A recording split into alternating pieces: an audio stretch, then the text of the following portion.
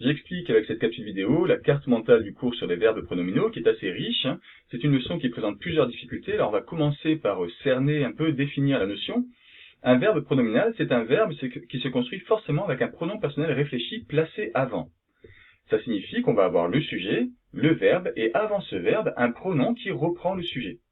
Par exemple, dans le verbe « je me questionne », on a le pronom personnel sujet, je, et un pronom qui est placé avant le verbe, me. Si vous conjuguez ce verbe, le pronom personnel placé avant va changer en fonction du sujet. Je me questionne, tu te questionnes, il se questionne, nous nous questionnons, etc., etc.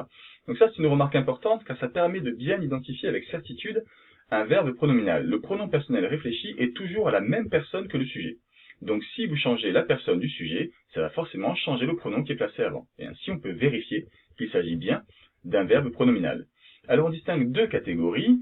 D'abord, les verbes qui sont essentiellement pronominaux, ça veut dire, ça désigne les verbes qui n'existent que à la forme pronominale.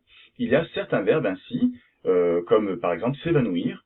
Ça ne se dit pas évanouir quelqu'un, c'est forcément soi-même qui s'évanouit. Donc là, on a un verbe essentiellement pronominal qui n'existe qu'à la forme pronominale. Et si vous le conjuguez, eh bien, je m'évanouis, tu t'évanouis, il s'évanouit. Vous voyez encore une fois que le pronom personnel réfléchi change en fonction du sujet, c'est toujours la même personne. Deuxième cas de figure, des verbes qui existent également à la forme non pronominale. Donc là, plusieurs verbes peuvent s'employer sans pronom personnel réfléchi ou avec. Alors on va distinguer trois cas de figure. Tout d'abord, les verbes pronominaux de sens réfléchi. Alors ça désigne les verbes pronominaux où le sujet fait l'action sur lui-même. Par exemple, quand je disais tout à l'heure je me questionne, c'est je questionne moi-même.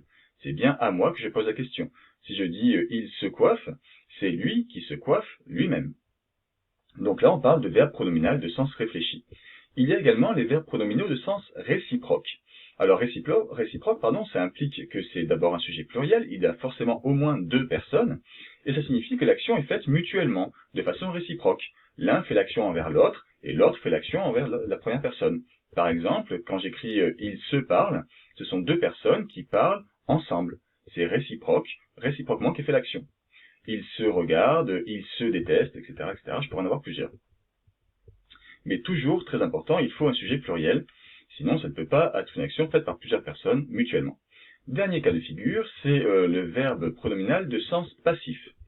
Là, comme l'indique le mot passif, ce n'est pas le sujet qui fait l'action. Alors c'est assez rare, mais par exemple, dans une phrase telle que « cette pièce se joue ce soir », c'est une phrase qui peut tout à fait se dire, ce n'est pas le sujet grammatical « cette pièce » qui fait l'action de jouer. Le verbe pronominal ici sert à indiquer une action qui en réalité est de sens passif. Donc voilà les trois catégories à distinguer, et il y a un exercice qui ira avec.